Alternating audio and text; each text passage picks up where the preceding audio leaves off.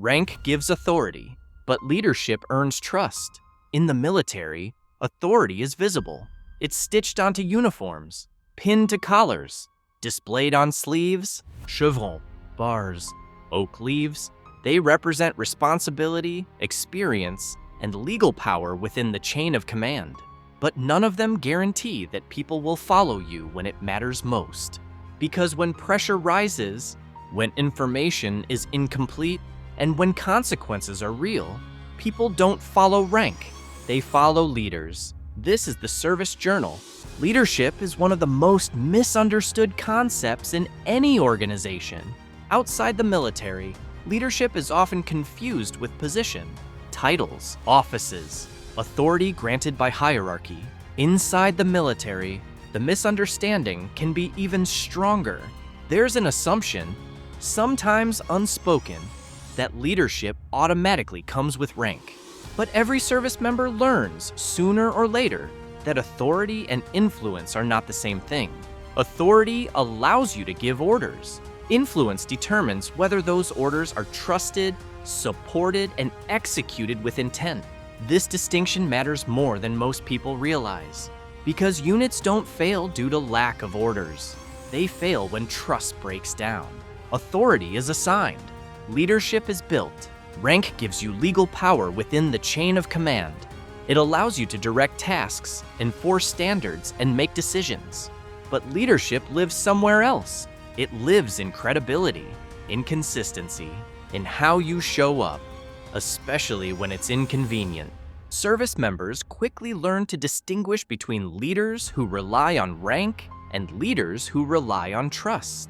One demands compliance. The other inspires commitment. Compliance is what happens when someone is watching. Commitment is what happens when no one is. And under pressure, commitment always outperforms compliance. And this is where leadership is truly tested. Not during ceremonies, not during inspections, but when things don't go as planned. The real measure of leadership appears under stress. When timelines collapse, when resources are limited, when the plan no longer matches reality. In those moments, leaders face choices that reveal who they really are. Do they deflect responsibility or absorb it? Do they protect themselves or protect their people? Do they disappear or become more present? The leaders people remember are rarely the loudest. They're the ones who stayed calm when others panicked. The ones who made decisions with incomplete information and owned the outcome. The ones who enforce standards without ego. Leadership isn't about control. It's about credibility. And credibility is built long before the crisis arrives. Trust isn't built in dramatic moments. It's built quietly, through consistency, through fairness, through doing the same thing on hard days that you do on easy ones. People watch how leaders react to mistakes, how they speak when no one is around, how they treat those who can't offer them anything in return. Every interaction deposits or withdraws from a trust account. By the time a crisis hits, that account balance is already set. This lesson isn't limited to the military.